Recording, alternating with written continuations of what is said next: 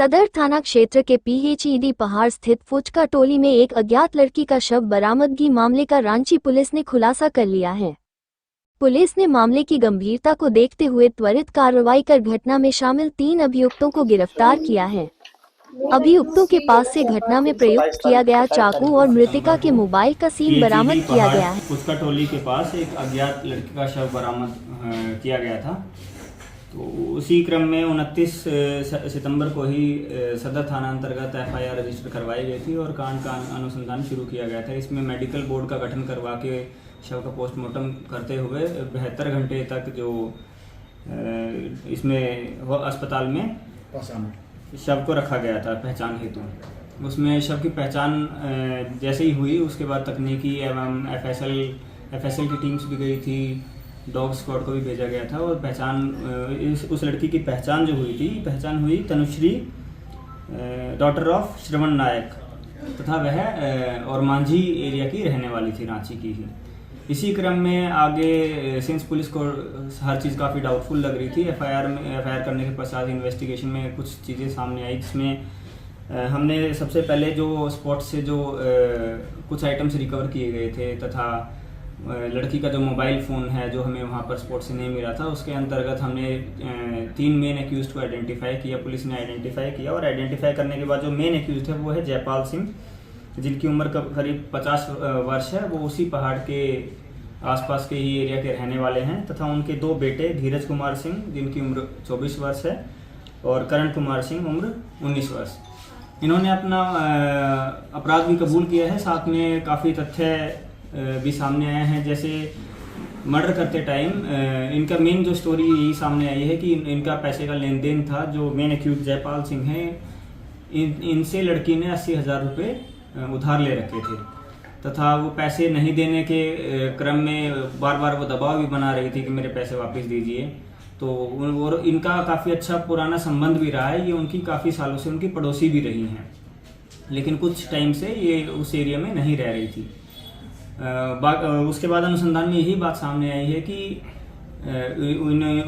ये जो जयपाल सिंह है, इन्होंने वो लड़की को पहाड़ पे बुलाया, बातचीत करने के बहाने से बुलाया और उसका वहाँ पे गला दबा के उनकी हत्या कर दी गई। उससे हत्या करने से पूर्व एक बार 40,000 और एक ट्रांजैक्शन 10,000 की टोटल 50,000 भी इन्होंने अपने अकाउंट में ट्रांसफ़र किए उनके फ़ोन पे अकाउंट से। और तथ्य सामने आ रहे हैं कि जो वहाँ पर जो हमें स्पॉट पर जो चप्पल वगैरह मिली थी वो भी जो उनका एक बेटा है उसकी चप्पल की ही वो मैच होने की वो उनके बेटे की ही चप्पल थी। तथा ये हमारे पास और भी तथ्य सामने आए हैं जिसमें इन्होंने लड़की की सिम कार्ड को अपने मोबाइल में डाल के और उसमें फ़ोन पेटीएम में रजिस्ट्रेशन करने की कोशिश, उनकी हत्या करने के बाद अपने बाकी जो बचे हुए पैसे जो कि क्या पता उनका कोई पेटीएम के साथ अकाउंट लिंक हो, उससे अपने अकाउंट में ट्रांसफ़र करने के लिए एक उसमें रजिस्टर करने की कोशिश की गई थी। इसमें तीनों अभियुक्तों को विधिवत गिरफ्तार करके जेल भेजा गया है और इसमें हत्या में किया गया जो चाकू का जो इस्तेमाल किया गया है उसकी भी रिकवरी हुई है। जो जिनका शव बरामद हुआ था विक्टिम का, उनका सिम कार्ड भी रिकवर हुआ है और एक स्मार्टफोन भी रिकवर हुआ है, जिस स्मार्टफोन में डाल के इन्होंने उसमें पेटीएम एक्टिवेट करने की जो कोशिश की थी। इसमें जो छापेमारी टीम में DSP सदर का भी मुख्य रोल रहा तथा इंस्पेक्टर कम थाना प्रभारी कुलदीप कुमार का भी इनकी भी अहम भूमिका रही है। जब गला दबाया छुरी रिकवर, गला दबा के इसमें यही हुआ है कि पहले इन्होंने गला दबाया, फिर वो डर के अपने एक लड़के को साथ में लेके आए थे पहाड़ पे ही, कि वो डर के हमारे साथ में लेके आए थे कि क्या पता लड़की के साथ कोई और हो।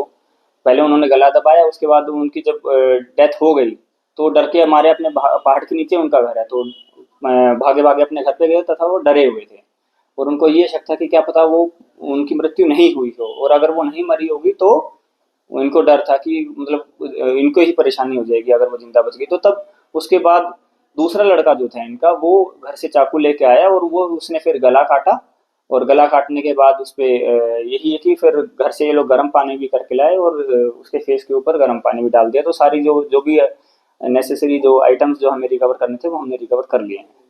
कुछ मृतिका के साथ में और कोई किसी तरह की घटना जो कि अंदाज लगा रहे थे कि शायद सेक्सुअल हैरेसमेंट हुआ? नहीं, उसका अभी तक हमारे पास अभी तक के इन्वेस्टिगेशन में ऐसा कोई प्रूफ या तो कोई तथ्य सामने नहीं। लड़की अकेले मिलने गई? लड़की अकेले मिलने गई थी। लड़की इस परिवार को पहले से जानती थी, ये इनका घर आमने सामने, ये पड़ोसी थे, लेकिन कुछ महीने पहले लड़की ने घर वहाँ से खाली कर दिया। प्रेम पर्सन का भी कुछ मामला होता है? ऐसा नहीं बताया जा रहा है।